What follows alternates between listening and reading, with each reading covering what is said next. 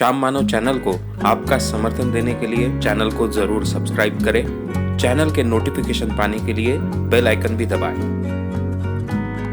कुंदन, इनका सवाल है कि महिलाएं पुरुषों पर अत्याचार करती है आजकल के ज़माने में। पहले केवल पुरुष ही महिलाओं पर अत्याचार करते थे, ऐसी स्थिति थी, और पुरुषों की आत्महत्या करने का प्रमाण बढ़ा है। इसके बारे में आपका क्या कहना है? हाँ, ये विषय गंभीर है, डेफिनेटली गंभीर है। हमारे समाज में पैट्रियार्कल सोसाइटी होने के कारण बहुत बड़े पैमाने पर स्त्रियों पर अत्याचार होते थे। एक जमाने में मैं दहेज के खिलाफ मूवमेंट चलाता था। उसको हम हुंडा विरोधी आघाड़ी ऐसा कहते थे। डॉक्टर रूपा कुलकर्णी हमारी नेता थे, उनके साथ में हम काम करते थे। ये जो मूवमेंट बड़े पैमाने पर चली और स्त्रियों के इक्वेलिटी के बारे में, समानता के बारे में जो मूवमेंट चली, दोनों मूवमेंट से मैं जुड़ा हुआ था, इसलिए सभी प्रॉब्लम्स बहुत नज़दीक से देखे हैं। एक्टिव पत्रकार होने के कारण भी काफ़ी प्रॉब्लम्स दिखते आए हैं। हमारे समाज में पुरुष सत्ताक समाज पद्धति होने के कारण, पैट्रियार्कल सोसाइटी होने के कारण स्त्रियों पर बहुत अत्याचार होते हैं, ये बात तो सही है। लेकिन कभी कभी स्त्रियां भी पुरुषों पर अत्याचार करती है, यह भी बात सही है। आपने सवाल ऐसा पूछा कि स्त्रियों की सुरक्षा के लिए काफी कानून है। इन कानूनों का मिसयूज हुआ है, इस कारण भी उन कानूनों में कुछ बदलाव आए हैं, यह भी हम जानते हैं।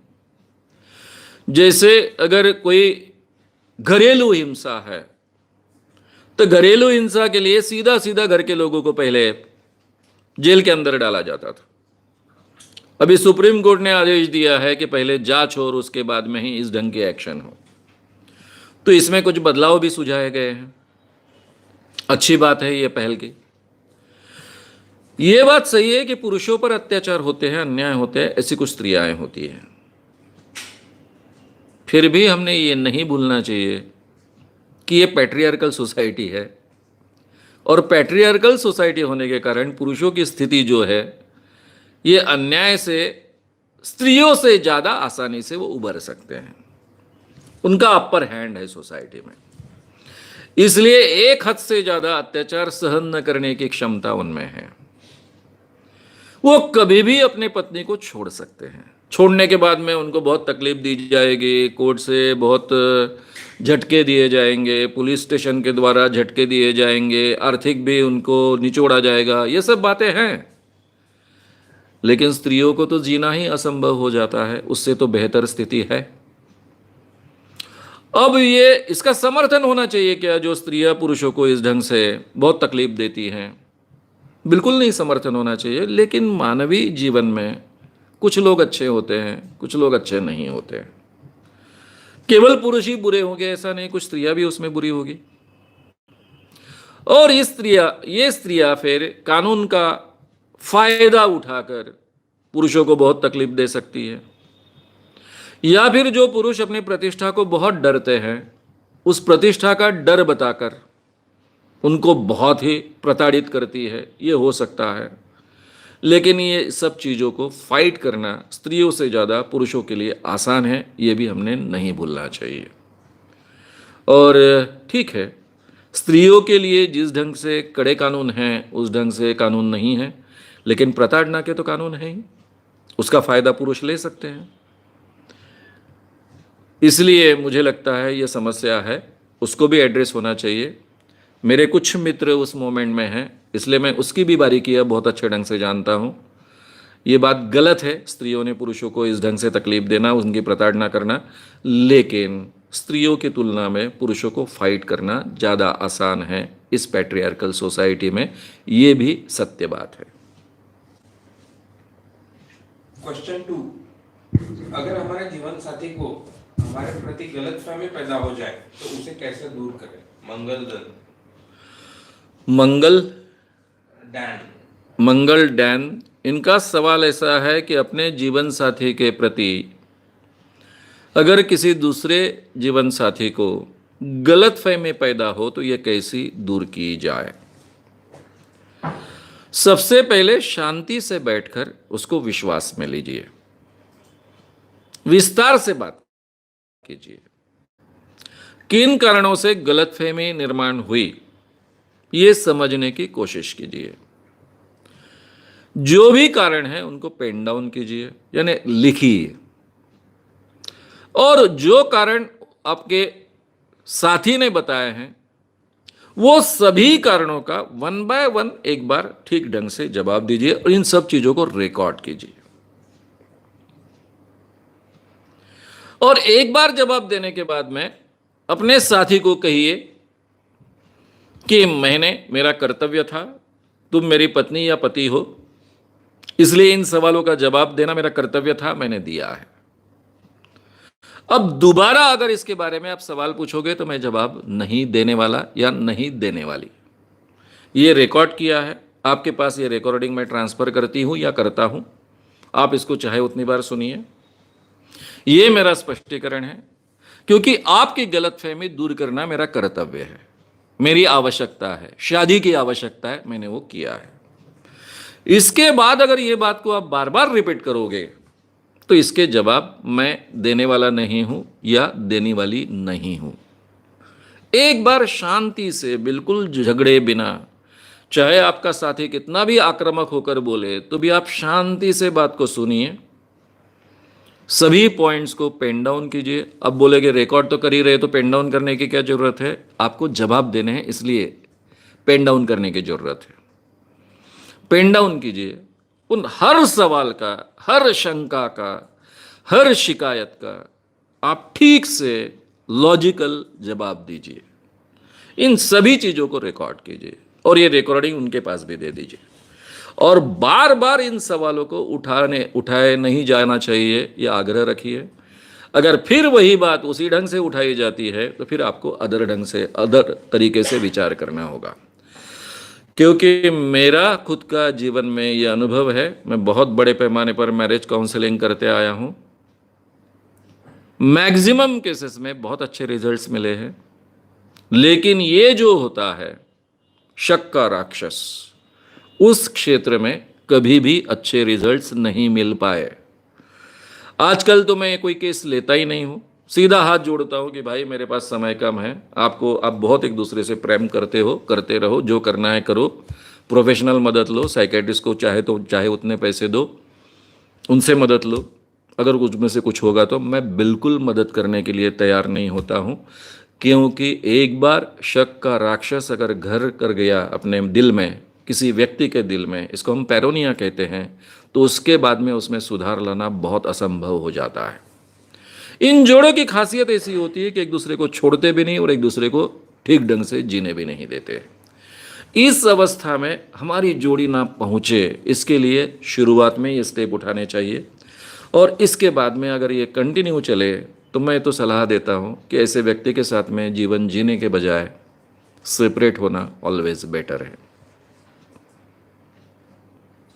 क्वेश्चन 3, शादी के बाद छोटी छोटी चीजों के लिए भी लड़कियां अपनी खुद की माँ से सलाह मशवरा राय लेती हैं, जबकि सास से ठीक से बात नहीं करती। इस तरह का लड़की के माँ के इंटरफेरेंस के कारण बहुत प्रॉब्लम शादी में होते हैं और डिवोर्स के प्रमाण बढ़ रहे हैं। इस पे आपकी क्या राय है? क्वेश्चन 3 किनका सवाल है? प्रकाश ढोकणे जी का सवाल है कि पति पत्नी के रिलेशन में आजकल एक सबसे बड़ी दिक्कत आ रही है कि जो लड़कियां होती है वो अपनी माँ का, यानी उनकी माँ का सलाह बहुत मानती है। जाने अनजाने में ये नए शादी में लड़की के माँ का बहुत इंटरफेरेंस होता है, जबकि लड़के की माँ यानी बहू की सास जो होती है उससे ठीक ढंग से ये लड़की बात भी नहीं करती। इस कारण काफी डाइवोर्सेस हो रहे हैं। ये बात सही है कि कुछ केसेस के बारे में ऐसा हो रहा है। लड़की के लिए, कोई भी लड़की के लिए अपनी मां बहुत महत्व की होती है और होना ये उसका अधिकार भी है, लेकिन उसकी हर सलाह के साथ चलना चाहिए। आज तक अगर उसको आदत है अपनी मां की सलाह के साथ में चलने की, तो वो आदत लेकर ही इस घर में आई है। इसके बारे में बहुत शांति से उसके साथ में बात होनी चाहिए। पति ने अपने पत्नी के साथ में शांति से बैठकर बात करनी चाहिए। फिर मैं रिक्वेस्ट करूंगा कि उस बात को रिकॉर्ड कीजिए। रिकॉर्डिंग के बहुत फायदे होते हैं। कौन क्या बोला इसके ऊपर बाद में जब झगड़े चलते हैं तो उसके आधार ही खत्म हो जाते हैं कि रिकॉर्डिंग में तुमने क्या बोला, यह है ही यहाँ पर। और बहुत विस्तार से बात करते वक्त इस कारण कैसे हमारे संबंध बिगड़ रहे हैं। जितना महत्व तुम अपनी माँ को देती हो उतना ही महत्व मेरी माँ को भी तुमने देना चाहिए। ये आवश्यक है। मैंने भी तुम्हारी माँ को उतना ही महत्व और रिस्पेक्ट देना चाहिए, ये भी मुझे मान्य है। इस ढंग से बात कर कर जो जो पॉइंट्स हैं जिसके बारे में चर्चा हो सकती है और उनका निराकरण हो सकता है, उसके बारे में अच्छे ढंग से निराकरण करने की कोशिश कीजिए। इसके लिए फिर से वही तरीका अमल में लाना पड़ेगा कि पेन डाउन कीजिए। पत्नी का क्या कहना है, क्यों मुझे माँ का सलाह लेना होता है, क्या मेरे प्रॉब्लम्स हैं, सास के साथ मेरा क्यों नहीं जम रहा है। मैं अभी इसके बाद में नेक्स्ट सेशन में सास और बहू के रिलेशन के बारे में भी विस्तार से बात आपसे करने वाला हूं, तब काफ़ी पॉइंट्स उसमें आ जाएंगे। लेकिन अभी इतना ही कहता हूं कि ये सब बातें पेन डाउन करनी चाहिए। एक एक पॉइंट पर ठीक ढंग से चर्चा करनी चाहिए, शांति से। पहली शर्त रखने की, आवाज़ चढ़ाकर किसी ने बात नहीं करने की, शांति से बोलने का, अपना जो भी मत है शांति से व्यक्त करना है। क्योंकि सबसे पहले ये बात सामने रखनी चाहिए कि तुम्हारा और मेरा जीवन हम दोनों को साथ में जीना है। यहां ना तुम्हारी मां कुछ कर सकती है ना मेरी मां कुछ कर सकती है। जो भी निर्णय लेना है हम दोनों को लेना है। जो भी हमको जीना है दोनों को जीना है। ना तेरी मां हम दोनों को पकड़ कर रख सकती है, ना मेरी मां हम दोनों को पकड़ रख सकती है। वो ज्यादा से ज्यादा हमको सलाह दे सकती है, ज्यादा से ज्यादा हमको मदद कर सकती है, लेकिन निर्णय तो हम ही को लेना है।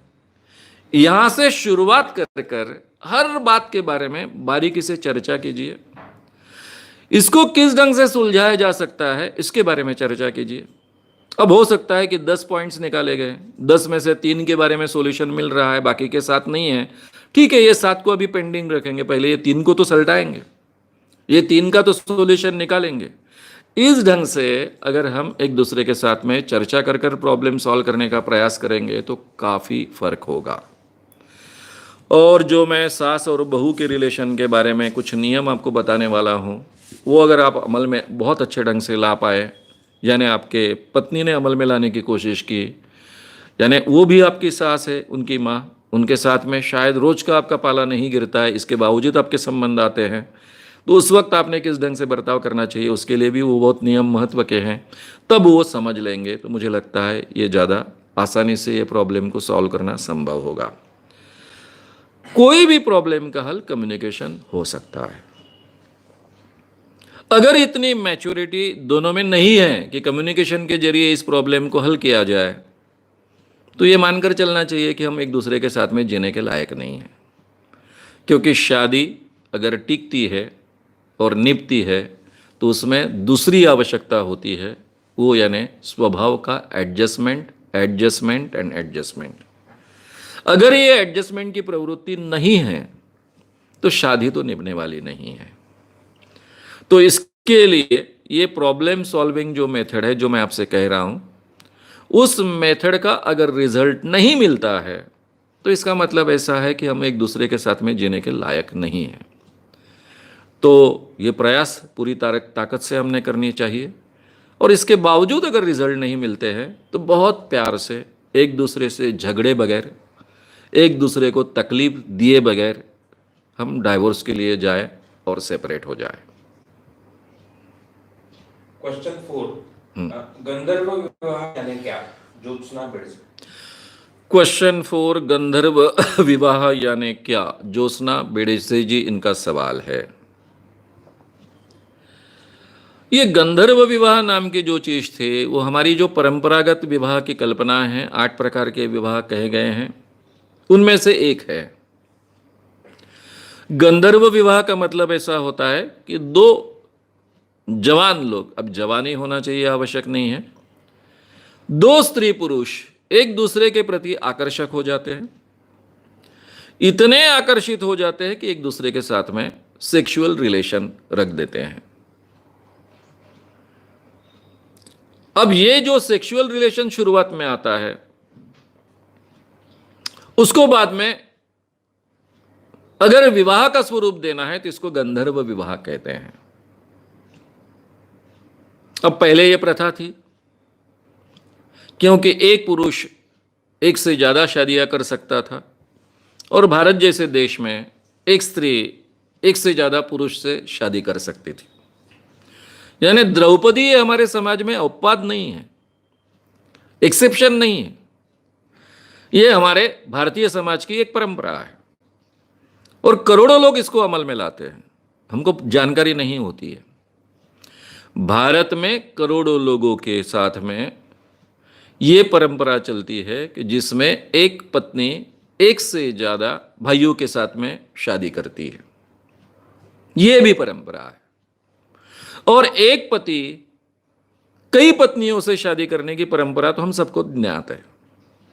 तो उन दिनों जो विवाह के अलग अलग प्रकार थे, राक्षस विवाह, भगा कर लाया, कोई स्त्री पसंद आई उसको भगा कर लाया, उसके साथ में सेक्सुअल रिलेशन रखे, ये राक्षस विवाह हो गया। गंधर्व विवाह में एक दूसरे की पसंद महत्व की होती है। लड़की भी चाहती है इस लड़के के साथ में संबंध रखना, लड़का भी चाहता है लड़की के साथ में संबंध रखना, एक दूसरे के प्रति बहुत आकर्षित हो जाते हैं। शायद हम इसको लव एट फर्स्ट साइट भी कह सकते हैं, लेकिन इसमें डायरेक्टली फिजिकल रिलेशन होता है, और ये फिजिकल रिलेशन होने के बाद में उसको एक मैरिज की मान्यता, उसको गंधर्व विवाह कहते हैं। क्वेश्चन 5, किसी व्यक्ति को या अपने पार्टनर को अपनी प्रायोरिटी के हिसाब से बदलने पे मजबूर करना, ये किस हद तक सही है? सेजल फेंडर। सेजल फेंडर इनका सवाल है, क्वेश्चन 5। किसी व्यक्ति को या अपने किसी व्यक्ति को या अपने पार्टनर को अपनी प्रायोरिटी के हिसाब से बदलना कहाँ तक योग्य है? किस हद तक बदलना? अभी सीधी सी बात है कि प्रायोरिटी कौन तय करे? अपनी प्रायोरिटी, दूसरे की प्रायोरिटी, पहले की प्रायोरिटी, ये डिफिकल्ट बात हो जाती है। इसलिए मैंने पहले ही कहा कि शादी की पहली शर्त होती है दोनों को सांस लेने की इजाजत होनी चाहिए, दोनों का विकास होना चाहिए, दोनों को खुलने का, फूलने का अवसर मिलना चाहिए। शादी में हमेशा प्रायोरिटी दोनों की होनी चाहिए, ये दोनों के प्रायोरिटी का कॉम्बिनेशन होना चाहिए, नहीं तो शादी के पहले ही ये शर्त तय होनी चाहिए। उदाहरण के तौर पर किसी लड़के का कहना ऐसा है कि भाई तुमने घर संभालना चाहिए, मेरी अपेक्षा है, तो क्यों पढ़ी लिखी और करियर वाली लड़की चुनते हो? एक आधी कम पढ़ी लिखी जिसको करियर ही करना नहीं है, ऐसी लड़की को चुनिए, उसके साथ शादी कीजिए। चुनते वक्त आप बहुत पढ़ी लिखी, नौकरी करने वाली, अच्छी कमाई करने वाली लड़की को चुनोगे और फिर उसको कहोगे कि आपको घर संभालना है क्योंकि पत्नी ने घर संभालना चाहिए, या फिर कोई सिनेमा की एक हीरोइन है उसके साथ में शादी करना तय करोगे और बाद में कहोगे कि आपने हीरोइन कर काम करना बंद करना चाहिए क्योंकि अब तुम्हारी शादी हो चुकी है, ये बहुत ही गलत बात है। अगर ये शर्त रखनी है तो शादी के पहले रखिए कि भाई मुझे घर संभालने वाली लड़की चाहिए, जो ज्यादा आवाज नहीं करेगी, ज्यादा चीचू नहीं करेगी, पत्नी कर घर में रहेगी, बच्चे पैदा करेगी। ये अपेक्षा पहले ही शुरुआत में सामने रख दीजिए। ऐसी अपेक्षा कर किसी को जीने का अधिकार है कि नहीं है? अगर दूसरा मानने के लिए तैयार है तो हम कौन कहने वाले हैं कि इस ढंग से किसी पत्नी ने नहीं जीना चाहिए। कुछ पत्नियों की अपने जीवन में जीने की अपेक्षाएं भी बहुत कम होती है। एक अच्छे घर में रहे, खान पीन के आराम से रहे, पति उसको सम्मान दे, ये इतना उसके लिए काफ़ी होता है। कौन करियर करेगा, कौन झंझट करेगा, कौन मेहनत करेगा, कौन कमाई करेगा, कौन जिएगा? इससे अच्छा ऐसा है घर संभाले, आराम से घर में रहे। ये भी किसी की धारणा हो सकती है, किसी के विचार हो सकते हैं। इसलिए इसके बारे में शादी के पहले चर्चा होनी चाहिए। अगर शादी के पहले चर्चा नहीं हुई है तो अभी चर्चा कर ले कि भाई पत्नी को क्या लगता है, पति को क्या लगता है। पति को लगता है कि मेरे अनुसार मेरे पत्नी ने ढालना चाहिए, ढल जाना चाहिए, उसने अपने आप को ढालना चाहिए। अब यह संभव है क्या? पत्नी को मान्य है क्या? पत्नी इस ढंग से ढलना चाहती है क्या, इसके बारे में चर्चा होनी चाहिए। वो कहती है मेरे लिए संभव नहीं है, तो उसमें क्या सॉल्यूशन होना चाहिए वो हमने ढूंढना चाहिए। अगर ये बात हमने पहले रखी नहीं है शादी के पहले एक दूसरे के सामने, तो शादी के बाद में कम से कम इस बारे में बहुत विस्तार से चर्चा हो। और पहली शर्त जो है एक दूसरे का आदर करना, एक दूसरे को खुलने का फूलने का अवसर देना, ये शादी का सही माने में मतलब है। तो उसके लिए यहाँ कहाँ तक गुंजाइश है इसके बारे में भी विस्तार से चर्चा होनी चाहिए। ये सभी प्रॉब्लम्स केवल चर्चा के माध्यम से, कम्युनिकेशन के माध्यम से सुलझाए जा सकते हैं।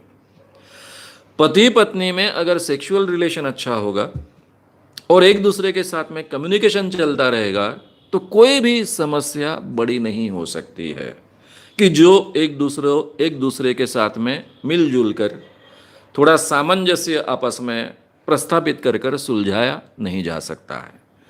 हर समस्या को सुलझाया जा सकता है। क्वेश्चन 6,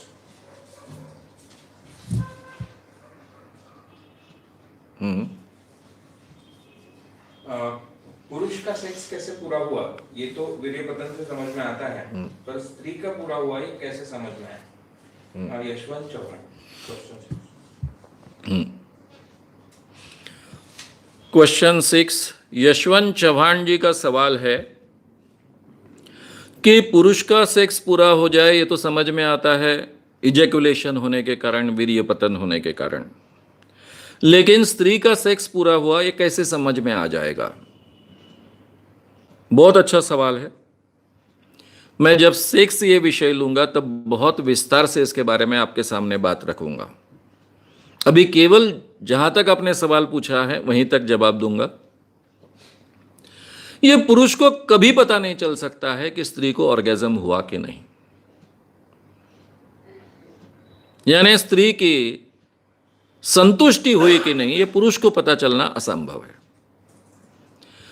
क्योंकि कुछ स्त्रियों को जो ऑर्गेज्म होता है, संतुष्टि होती है, तब कोई भी स्त्राव नहीं होता है।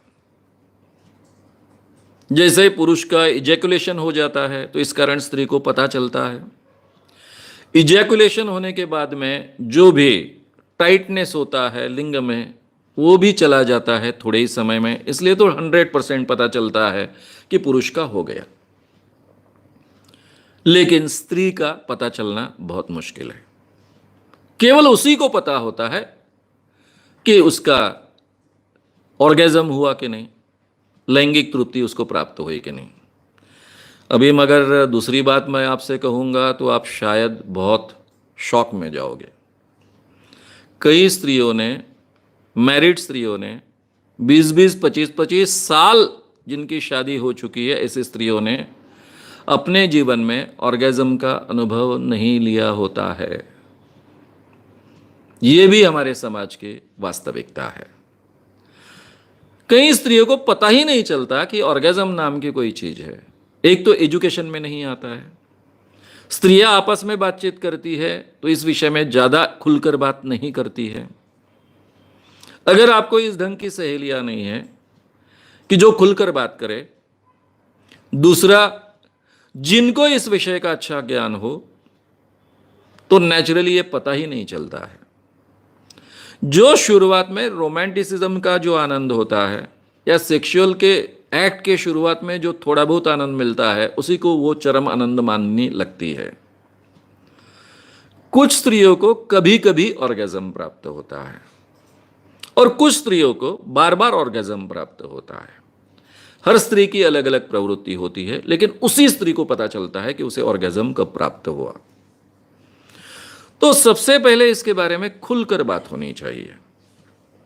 ये खुलकर बात होना बहुत आवश्यक है पति पत्नी में कि तुम्हें ऑर्गेज्म हुआ क्या। पहले ऑर्गेज्म का मतलब समझना चाहिए। पत्नी को अगर ऑर्गेज्म क्या होता है इसका पता नहीं है तो आपको पत्नी को हस्तमैथुन के लिए प्रोत्साहित करना पड़ेगा। वो जब अपने आप को खुश करने का प्रयास करेगी, अब स्त्रियां इसको बहुत गंदा मानती है, यह भी मैं जानता हूं, लेकिन ये स्त्रियों का अधिकार है। जैसे पुरुषों का अधिकार है मास्टरबेशन, वैसा स्त्रियों का भी अधिकार है। और शायद ये सेल्फ मास्टरबेशन में से स्त्रियों को पता चलता है कि एग्जैक्टली ऑर्गेज्म क्या होता है। अब ये बहुत ही मैं विचित्र बात आपसे कह रहा हूँ, लेकिन इस विषय का मेरा काफ़ी नॉलेज है, काफ़ी सालों से इस क्षेत्र में मैं काम कर रहा हूँ, इसलिए ये जानकारी पहुँचाना आप तक बहुत आवश्यक है। अगर स्त्री को पता है कि उसे ऑर्गेज्म यानी क्या ये पता है, उसका अनुभव है, अभी अनुभव के लिए सेल्फ अनुभव भी हो सकता है, मैं जो कह रहा हूँ उस ढंग से, तो फिर उतना जैसा सुंदर ऑर्गेज्म उसे हमेशा पति के संबंध में प्राप्त होगा ही ऐसा नहीं, लेकिन उसके आसपास का ऑर्गेज्म उसको प्राप्त हो सकता है। और तब पत्नी को पता चलता है कि मुझे ऑर्गेज्म प्राप्त हुआ। उस समय में एक कोई तो भी साइन पति पत्नी आपस में तय करे कि मेरा हुआ, ऐसा पत्नी ने कहा। इसके लिए कोई साइन तय कीजिए कि तब पता चलेगा कि पत्नी का सही में ऑर्गेज्म हुआ है। लेकिन हमेशा पति और पत्नी दोनों का ऑर्गेज्म हो ये पॉसिबल नहीं होता है।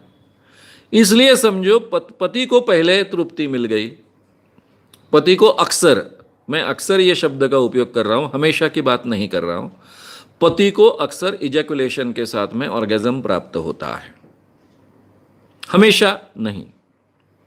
अगर पति को ऑर्गेज्म प्राप्त हुआ है, इजैकुलेशन हुआ है, तो फिर से तो अभी एक्शन पॉसिबल नहीं है। ऐसी अवस्था में अगर स्त्री को, पत्नी को ऑर्गेज्म नहीं प्राप्त हुआ है, तो पति ने मास्टरबेशन का पत्नी के लिए उपयोग करना चाहिए। ये आजकल के मैरिड लाइफ में सलाह दी जाती है, और पत्नी को उसके जरिए ऑर्गेज्म प्राप्त हो इसके लिए मदद करनी चाहिए।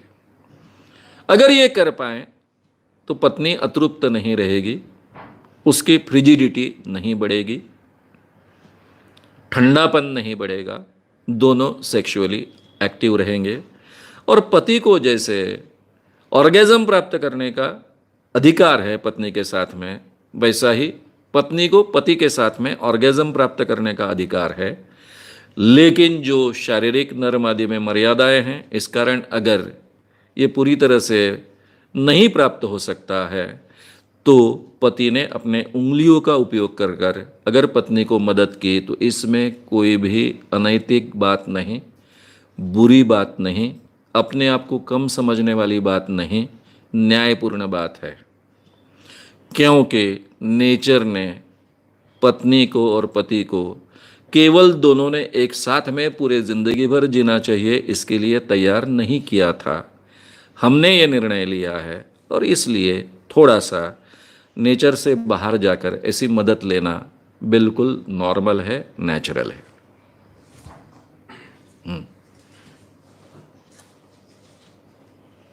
क्वेश्चन 7। हाँ,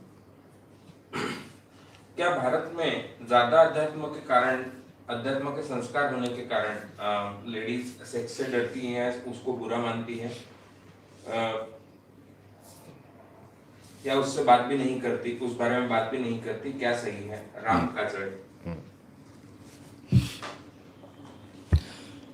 क्वेश्चन राम काजळे, इनका सवाल है कि भारत में धार्मिक संस्कारों के कारण क्या सेक्स में रुचि नहीं रखती स्त्रियां, ये कारण है? सेक्स के बारे में बात नहीं करती, इसके पीछे धार्मिक संस्कार कारण है। केवल धार्मिक संस्कार कारण नहीं है, हमारे सामाजिक संस्कार, घर घर में होने वाले संस्कार भी इसके लिए कारणीभूत है। भारतीय समाज में ये विचारधारा कहाँ से आई, इसके बारे में मैंने आपके साथ में चर्चा की है कि विक्टोरियन पीरियड में जो कैथोलिक परंपरा थी सेक्स के बारे में, उसका काफ़ी प्रभाव था। उन्हीं दिनों भारत में एजुकेशन शुरू हुआ, इसलिए हमारे एजुकेशन में उस ढंग की एक सेक्स की विचारधारा आ गई। सेक्स टैबू करके आया, जिसके बारे में चर्चा नहीं करनी चाहिए, ज़्यादा बोलना नहीं चाहिए, बुरी चीज़ है वगैरह वगैरह। और उसको साथ देने वाली कुछ परंपराएं भारत में पहले से थी, ब्रह्मचर्य परंपराएं थी। भारत में एक तरफ शाक्त परंपरा थी, दूसरे तरफ इस ढंग की परंपरा थी। ये दोनों विरोधाभासी परंपराएं साथ में चल रही थी। तो ये जो दूसरी ब्रह्मचारी परंपरा है, इस विचारधारा को ये एजुकेशन के जरिए, अंग्रेजों जो द्वारा जो एजुकेशन भारत में पनपा, उसके द्वारा बल मिला और वो ज़्यादा प्रबल बने और वो घर घर के संस्कारों तक पहुंच गए। इसलिए हमारे धार्मिक संस्कारों से भी इस ढंग के संस्कार होते हैं, घर घर में जो वातावरण है उन संस्कारों से भी इस ढंग के संस्कार होते हैं। और अपने आप को संस्कृति रक्षक कहने वाले लोग बहुत ही अनसाइंटिफिक लोग होते हैं। उनको भारत की परंपरा मालूम नहीं होती है, भारत क्या है, उसमें सेक्स के बारे में क्या विचार थे, इसकी भी जानकारी नहीं होती है। और उनके विचारों को भी हमारे समाज में महत्व दिया जाता है। जैसे स्वामी शिवानंद, वीर्य नाश म्हणजे जीवन नाश। ना उनको शरीर की एनाटॉमी मालूम है, वीर्य कैसे पैदा होता ना पता है, उसका क्या काम है ना पता है, फिर भी कुछ भी लिखेंगे और स्वामी है करके हजारों लोग उनको अमल में लाएंगे। तो ये अनसाइंटिफिक काफ़ी चीज़ें हमारे समाज में संस्कारों के जरिए आती हैं, उसका भी ये परिणाम है। और मैंने पहले ही कहा कि अच्छी जो औरतें होती है वो सेक्स में रुचि नहीं रखती, ये केवल भारत में नहीं पूरे दुनिया में अंधविश्वास था। और वो अंधविश्वास से यानी एजुकेशन के जरिए पूरे भारतीयों में फैल गया, पहले मिडिल क्लास में फिर नीचे तबके तक पहुंच गया। तो इस कारण इस विषय के बारे में खुलकर बात नहीं होती है। जिन स्त्रियों को सेक्स में रुचि लगती है वो अपने आप को गलत समझती है, अपने आप को विकृत समझती है और इन चीजों को दबाना चाहती है। यानी अगर सेक्स में उसको रुचि लगती है, इंटरेस्ट लगता है, तो उसको दबाना चाहती है। यानी उसके पूरे संस्कारों के कारण खुद को फ्रिजिड बनाने की वो कोशिश करती है। इस अवस्था में अगर उसका पति इस बारे में जानकारी न रखने वाला हो, कई पतियों को ऐसा लगता है कि मेरा इजैकुलेशन हो गया यानी मैंने सक्सेसफुली सेक्स कर लिया। पत्नी का भी समाधान होना आवश्यक है, इसके बारे में कभी बात नहीं होती, इसकी जानकारी नहीं होती। और हम शादी करने के बाद भी सेक्स इस विषय का अभ्यास नहीं करते, तो शादी के पहले करना चाहिए, वो तो बात ही अलग है। और सेक्स का अभ्यास यानी क्या, ज्यादा से ज्यादा आसन, कुछ किताबें आती है आसन की, वो यानी सेक्स का अभ्यास। अरे आसन एक छोटा सा हिस्सा है, 2% भी नहीं है। एनाटॉमी किस ढंग से काम करती है, उसके साथ में साइकोलॉजी किस ढंग से काम करती है, इसका अभ्यास करना है ना, सेक्स का अभ्यास हो गया, वो तो हम करते नहीं। और इस कारण काफी पतियों को पत्नी का समाधान होना क्या होता है, पति पत्नी के रिलेशन में रोमांस क्यों आवश्यक है, शायद पति के लिए इतना आवश्यक नहीं लेकिन पत्नी के लिए बहुत ज्यादा आवश्यक है, इसकी जानकारी नहीं होती है। उसकी सेक्सुअलिटी अलग ढंग से काम करती है, इसकी जानकारी नहीं होती है। पहले से एक विचारधारा है कि सेक्स में रुचि रखना गलत है, शादी हो गई, पति भी इसी ढंग से बर्ताव करता है, अपना समाधान हो गया, दूर हट जाता है, वो हमेशा उद्दीपित होने के बाद में ठंडी हो जाती है, तो उसको ये अवस्था नहीं आवश्यक लगती है या फिर सहन नहीं होती है, इसलिए वो सेक्स टालना शुरू करती है और फ्रिजिडिटी बढ़ते जाती है।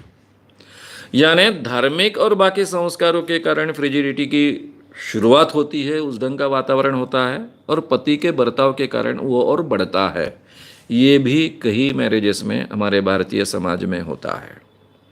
इसलिए इस विषय पर खुलकर बात होना, इस विषय का अभ्यास होना, इसकी जानकारी होना, पुरुषार्थ कहा गया है, काम को इतना महत्व दिया गया है, वो हमेशा ध्यान में रखना।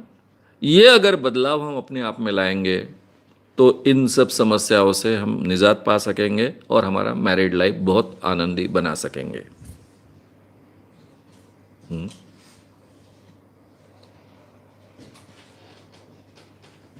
क्वेश्चन 8। हाँ, कई बार लॉन्ग टर्म रिलेशनशिप में भले ही शादी ना हुई हो, बॉयफ्रेंड गर्लफ्रेंड के फिजिकल रिलेशन आते हैं और उनसे उनका बॉन्ड ज्यादा अच्छा एक दूसरे से हो जाता है, ऐसा दिखता है। तो क्या लॉन्ग टर्म रिलेशनशिप में सेक्स होने से रिलेशन में पॉजिटिव कंट्रीब्यूशन होता है? और अगर शादी करनी है या नहीं, अगर तय ना हो तो ऐसे में इस बारे में क्या सोचना चाहिए? प्रीतम कुमार।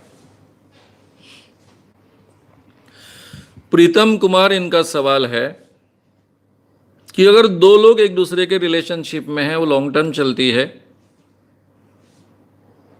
तो उनमें काफी अच्छे संबंध पनपते हैं,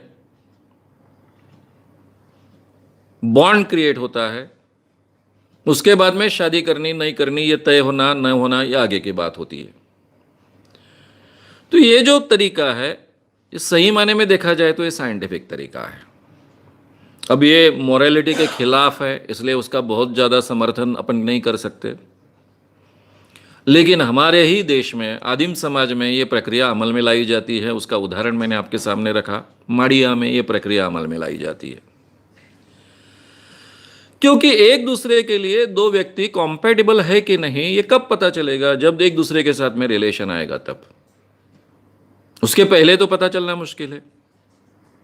एक केवल, यानी इसमें इतनी बातें महत्व का रोल प्ले करती है कि शरीर से जो भी पसीना आता है, हर एक के शरीर को एक विशिष्ट बास होती है। और हमारी जो 5 इंद्रियां हैं, केवल हम देखकर नहीं, केवल सुनकर नहीं, केवल स्पर्श कर नहीं, तो बास के जरिए भी हमारा रोमांटिसिज्म जागृत होता है। यह हमें पता ही नहीं होता है, उसके बारे में हमने कभी सोचा भी नहीं होता है। तो ये सभी बातें एक दूसरे के आकर्षण में एक महत्व का रोल प्ले करती है।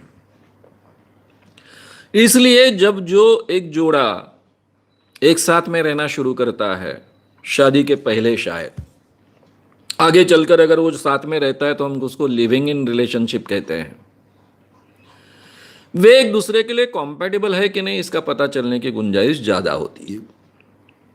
लेकिन उसमें दूसरा भी डेंजर है। समझो पति को पता चल गया कि नहीं भाई, इतना कॉम्पैटिबल नहीं है, लेकिन पत्नी को लगता है वी आर वेरी कॉम्पैटिबल, और पत्नी बहुत प्रेम करती है, यानी पत्नी बन चुकी नहीं है अभी, मित्र है। उस अवस्था में अगर लड़का निर्णय लेता है छोड़ने का, तो उसको तो सभी तकलीफें सहन करनी है, बदनामी इस समाज में सहन करनी है।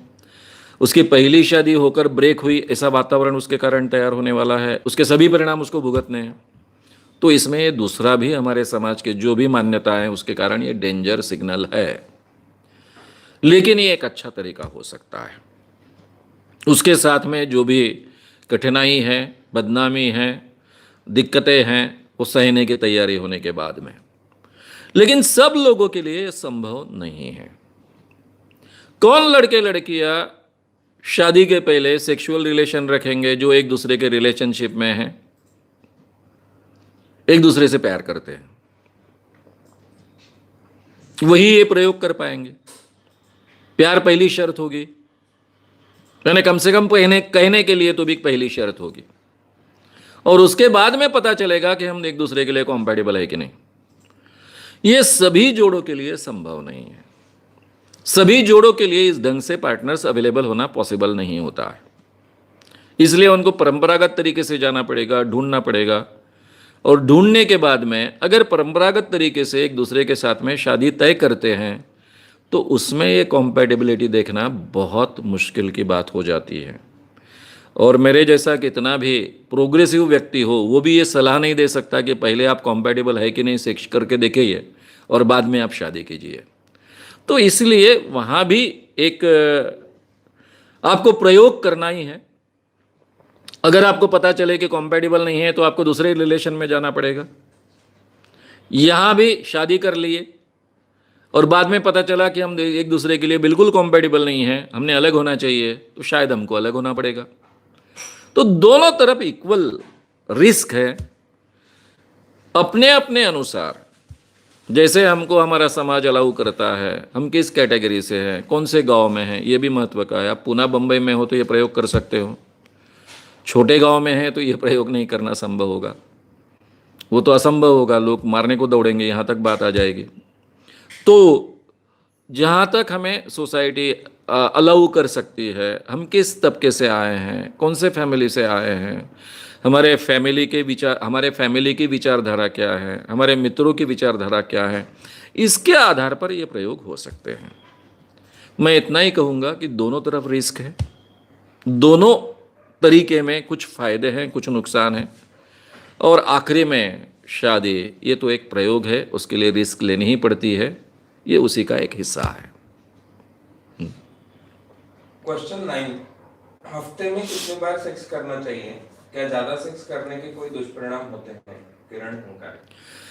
किरण हंकारे, इनका सवाल है कि एक हफ्ते में कितनी बार सेक्स करना चाहिए और ज़्यादा सेक्स करने के कोई दुष्परिणाम होते हैं क्या? पहली बात, सेक्स ज़्यादा करने के कोई दुष्परिणाम नहीं होते हैं, उसकी एक खुद की मर्यादा होती है। आप बहुत दिनों तक एक दूसरे के साथ और सेक्स में उस लपेटे में भी रह नहीं सकते हो। शारीरिक मर्यादाएं होती है, मानसिक भी मर्यादाएं होती है, इसलिए उसकी चिंता करने की जरूरत नहीं है। लेकिन ये कोई एक नियम नहीं हो सकता है कि हफ्ते में कितनी बार सेक्स करना चाहिए। इसका कोई भी नियम होना असंभव है।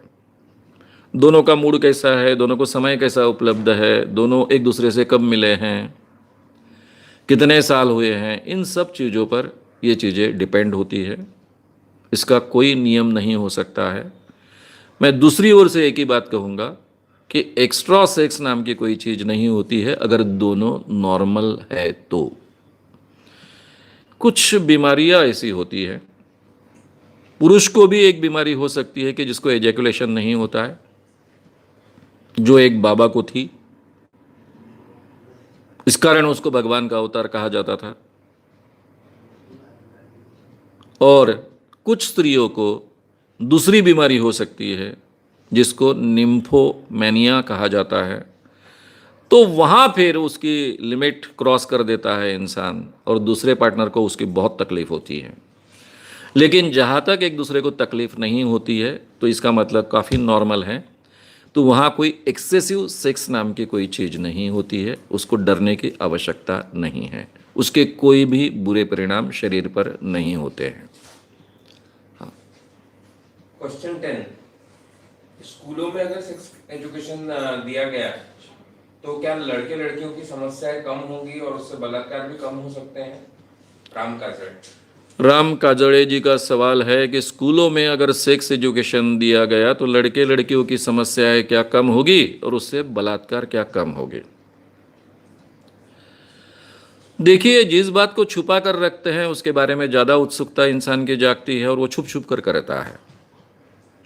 और जिस चीज़ की जानकारी ओपन में मिलती है, जैसा कि आज इंटरनेट है, इंटरनेट पर आपको हर एक को चाहे उतने नंगे फोटो देखने को मिलते हैं, चाहे तो ब्लू फिल्म जिसको कहते हैं वो भी देखने को मिलती है, लेकिन हर इंसान उसको देखते बैठता नहीं है। देखता है, थोड़ी बार इंटरेस्ट आया तब तक देखता है, बाद में उसको छोड़ देता है। तो वही चीज होती है जब सबको इस चीज की अच्छी जानकारी होती है। लेकिन सेक्स एजुकेशन ये केवल यहां तक मर्यादित विषय नहीं है। सेक्स एजुकेशन का मतलब ये नहीं होता है कि केवल पति पत्नी में जैसा सेक्स होता है उसकी जानकारी। सेक्स एजुकेशन का सही मतलब होता है खुद के बारे में खुद की जानकारी प्राप्त करना, अपने शरीर के बारे में, अपने शरीर के साथ में होने वाले मन के बारे में जानकारी प्राप्त करना। इसको सेक्स एजुकेशन सही मायने में कहते हैं। हमारे शरीर में जो बदलाव होते हैं उसके बारे में भी कई बार हमको जानकारी नहीं होती है, वो हमको प्रॉब्लम्स लगते हैं। कई लड़के आज भी मुझे मिलते हैं, मुझे बहुत अचरज होता है, और कहते हैं सर मैं मास्टरबेशन करता हूं इसलिए दिन ब दिन मैं दुबला पतला होते जा रहा हूं। क्योंकि समाज से जो धारणाएं आती है उसमें से यह धारणा उसके मन में आती है कि मास्टरबेशन करने से बहुत बुरा होता है। अब ये नॉर्मल है, नेचुरल है, उसको समझाना पड़ता है। आज के ज़माने में इसकी ज़रूरत नहीं होनी चाहिए थी, ये हमारे सेक्स एजुकेशन में से ही आना चाहिए था। तो इसलिए सेक्स एजुकेशन ये बहुत ही महत्व की बात है, स्कूल कॉलेजेस के जरिए होना बहुत आवश्यक है। कम से कम 10वीं तक शरीर की अच्छे ढंग से जानकारी हमको होनी चाहिए, खुद के शरीर की और हमारे विरुद्ध लिंगीय व्यक्ति के शरीर की भी अच्छी ढंग से जानकारी होनी चाहिए। और पति पत्नी में जो सेक्स होता है जिसको हम संभोग कहते हैं, उसकी जानकारी शायद 10वीं तक देने की कोई आवश्यकता नहीं है। लेकिन पति पत्नी में संबंध आने के बाद में बच्चा रह सकता है वगैरह, यहाँ तक की जानकारी तो डेफिनेटली उन तक पहुँचनी चाहिए। जब ऑर्गन्स के बारे में हम जानकारी देते हैं तब ये सब बातें सामने आती हैं। भाई स्त्रियों के जो ऑर्गन्स होते हैं उनके क्या क्या रोल्स है, ये जब सिखाया जाएगा तो गर्भ कैसा तय होता है, ये सब बातें सिखाई जाती है तो डेफिनेटली उतना तो पता चलता ही है। केवल संभोग एक्चुअली जो होता है उसकी जानकारी बाद में कॉलेज के ज़माने में देनी चाहिए, वो भी एक सेक्स एजुकेशन वहाँ भी ज़रूरी है, ऐसा मैं मानता हूँ। तो उसके कारण बहुत समस्याएं कम होगी, शादी के बारे में भी बहुत अच्छे सुधार प्राप्त होंगे। लड़के लड़कियां शादी करते वक्त भी बहुत सोच समझ कर शादी करेंगे, शायद उससे शादी सक्सेस होने का प्रमाण बढ़ पाएगा। लेकिन बलात्कार कम होगे कि नहीं ये कहना बहुत मुश्किल है।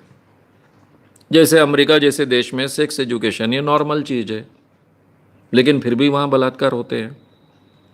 तो बलात्कार के बारे में उसकी जो मानसिकता होती है, उसके पीछे के जो उद्देश्य होते हैं, ये सब बातें थोड़ी अलग है। बलात्कार क्या होता है ये स्त्री को पता चलेगा पहले से, वो इतनी डरेगी नहीं बलात्कार को, और बलात्कार होने के बाद भी इतना डरेगी नहीं और इतना अपने आप को कम आंकेगी नहीं। ये परिवर्तन सेक्स एजुकेशन के जरिए हो सकता है, लेकिन बलात्कार की संख्या कम होगी कि नहीं ये कहना अभी तो भी बड़ा मुश्किल है। आगे क्वेश्चन 11, एक आदमी की 2 शादियां हुई हैं और दोनों बीवी एक साथ रहती है और खुश भी हैं, तो ये शादी को क्या कायदे से मान्यता है या गलत है? विशाल लिपाने पाटिल। विशाल लिपाने पाटिल, इनका सवाल है कि एक व्यक्ति की 2 बीवियों के साथ में शादी हुई है और दोनों बीवियां उसके साथ में बहुत आनंद से रहती है, तो ये शादी को मान्यता है कि नहीं? लीगली तो ये शादी को मान्यता नहीं है। इसमें कि एक बीवी अधिकृत है, उसको लीगल जो अधिकार है वो अपने आप प्राप्त हो गए हिंदू कोड बिल के जरिए, अगर हिंदू तरीके से शादी हुई है तो।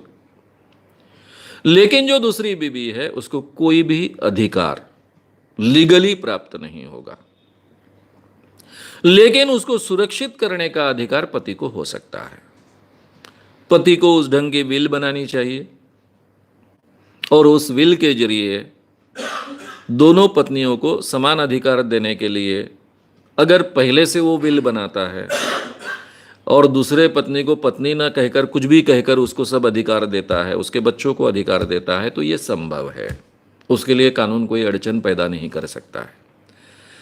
लेकिन अगर वो मर जाता है तो दूसरी जो पत्नी कहलाएगी उस पत्नी को और उसके बच्चों को कोई भी अधिकार कानूनन नहीं मिलेंगे, कितनी भी फाइट करने के बाद में अधिकार मिलना मुश्किल है। अब पहली पत्नी ने अगर विल करने के लिए पति ने पहले तय किया और पहली पत्नी ने उसके लिए ऑब्जेक्शन लिया तो वहाँ भी दिक्कत आ सकती है। अगर ये कमाई उसके पति की खुद की कमाई है तो अपनी कमाई में का कोई भी हिस्सा किसी को दे सकता है, ये उसका अधिकार का भाग, अधिकार की बात है। लेकिन ये पैतृक संपत्ति है, यानी पति के पिताजी से, उनके दादाजी से प्राप्त हुई संपत्ति है, तो वहाँ पत्नी ऑब्जेक्शन ले सकती है कि ये संपत्ति में वो भागीदार नहीं बन सकती, इसकी केवल मैं और मेरे बच्चे हकदार हो गए। तो ये थोड़ी सी तांत्रिक बातें हैं। हमारे भारत में कितनी भी अच्छी दोनों पत्नियां हो, एक दूसरे के साथ में बहुत आनंद से जीती हो, फिर भी कानूनन एक को अधिकार होता है दूसरे को नहीं होता है। ये तो कानून की दिक्कत है और वही आज के कानून का सामर्थ्य भी है। लेकिन दूसरों को कॉन्ट्रैक्ट के जरिए या फिर विल के जरिए यह अधिकार दिया जा सकता है।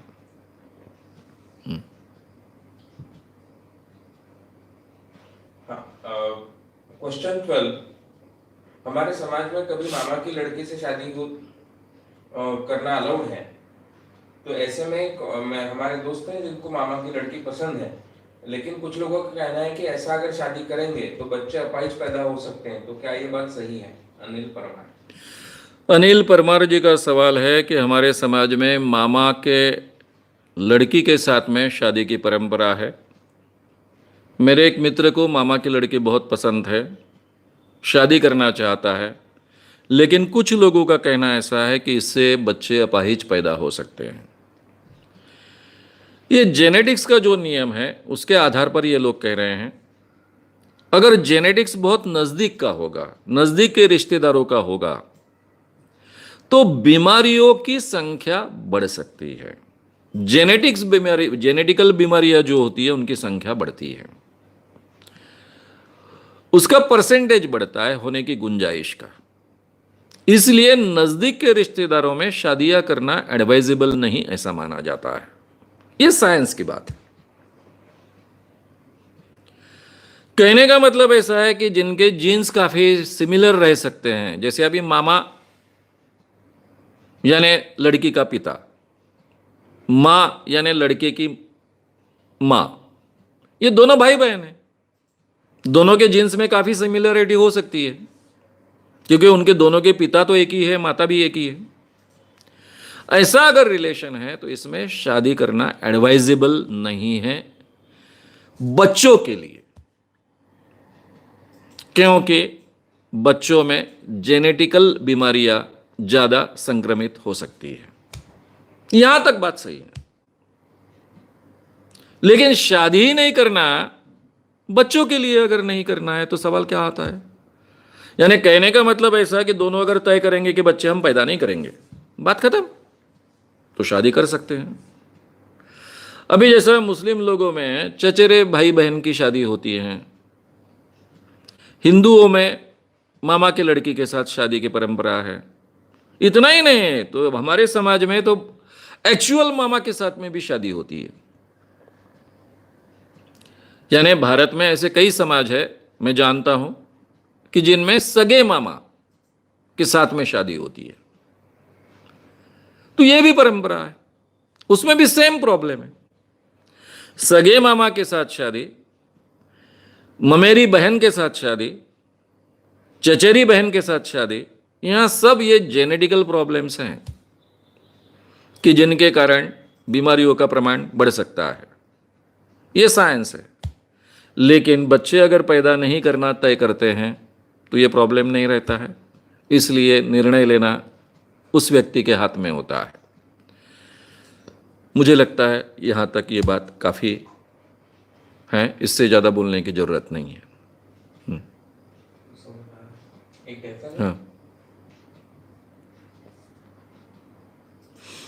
हाँ, क्वेश्चन 13, मेरे दोस्त के बीवी को उस दोस्त ने किसी भी स्त्री से बात की हुई अच्छा नहीं लगता। उसकी सगी बहन से भी उसने बोला हुआ अच्छा नहीं लगता। उसके कारण उनमें बहुत झगड़े होते हैं। ऐसे में क्या करें? आरजी इन्होंने सवाल पूछा है कि उनका एक दोस्त है, ये दोस्त की बीवी ने किसी से भी बात की तो उसको पसंद नहीं आता। उसने अपने सगी बहन के साथ में भी बात की तो भी पसंद नहीं आता। तो ऐसी स्थिति में क्या किया जाए? अब जो व्यक्ति अपनी बहन के साथ में भी बात करने के लिए ऑब्जेक्शन खड़ा करता है, एक बार मैं समझ सकता हूं कि किसी पराये पुरुष के साथ में बात करना तो फिर मुझे पसंद नहीं आता, क्योंकि मुझे शक आता है, मैं शकीले नेचर का हूं, वगैरह वगैरह, ये कारण तो समझ में आता है। लेकिन अपने सगी बहन के साथ में भी बात नहीं करना, कल जाकर सगे भाई के साथ में भी बात नहीं करना, तो ऐसे व्यक्ति के साथ में जीना, इसके बारे में विस्तार से बात करनी चाहिए। और मैं अगर उस लड़की के जगह पर होता तो मैं कभी ये मान्य नहीं करता। ये बहुत बड़ी विकृति है किसी व्यक्ति की। पत्नी को प्रॉब्लम है, पति बात करता है तो पत्नी को प्रॉब्लम है। अच्छा, पति अगर अपने बहन के साथ के बात करता है तो प्रॉब्लम होता है, सेम है ना। फिर अगर पति अगर अपने बहन के साथ में बात करता है तो भी अगर पत्नी को प्रॉब्लम होता है, यानी उल्टा है, यहाँ पर पति को नहीं प्रॉब्लम होता, पत्नी को प्रॉब्लम होता है, तो सेम बात हो गई ना। ऐसा कैसा चलेगा कि बहन के साथ में भी बात करेंगे तो भी प्रॉब्लम होगा, किसी और व्यक्ति के साथ में, किसी और स्त्री के साथ में भी बात करेंगे तो प्रॉब्लम होगा? ऐसा तो नहीं चलेगा आज के समाज में। ये विकृति है। ये शक करने का राक्षस उसके दिमाग में जाकर बैठा है। इस राक्षस को निकालने की कोशिश करनी चाहिए, विस्तार से बात करनी चाहिए। और मैट्रियार्कल सोसाइटी नहीं है हमारे समाज में, पैट्रियार्कल सोसाइटी है, तो इसका फ़ायदा पुरुष को मिलता ही है। तो सीधा कहना चाहिए कि अगर आपको ये मंजूर नहीं है तो ये ऐसा चलेगा नहीं। मैं तो मेरे बहन से बात करने वाला हूँ, दोस्तों की बीबियाँ हो गई, आसपास के लोग हो गए, उनके साथ भी बात करने वाला हूँ। मेरा नॉर्मल जीवन मैं बंद नहीं करने वाला हूँ। ये साफ तौर पर कह देना चाहिए, समझाना चाहिए। प्यार से अगर अपने आप में बदलाव लाने की कोशिश वो स्त्री करती है तो अच्छी बात है, नहीं तो उसके जो भी परिणाम होंगे वो भुगतने चाहिए। मैं हमेशा कहता हूँ कि शादी के लिए इंसान नहीं होता है। मैं पहले से ये बात रखते आया हूँ। इंसान ने आनंद से जीने के लिए शादी की निर्मित की है। इंसान को आनंद से जीने के लिए शादी की जाती है। शादी के लिए इंसान नहीं पैदा हुआ है। ये हमेशा याद में रखिए। जिस शादी से हमारे जीवन में आनंद नहीं पनपता है, सुख से जीने का अवसर हमें प्राप्त नहीं होता है, ऐसे शादी को कोई मतलब नहीं होता है। श्याम मानव चैनल को आपका समर्थन देने के लिए चैनल को जरूर सब्सक्राइब करें। चैनल के नोटिफिकेशन पाने के लिए बेल आइकन भी दबाएं।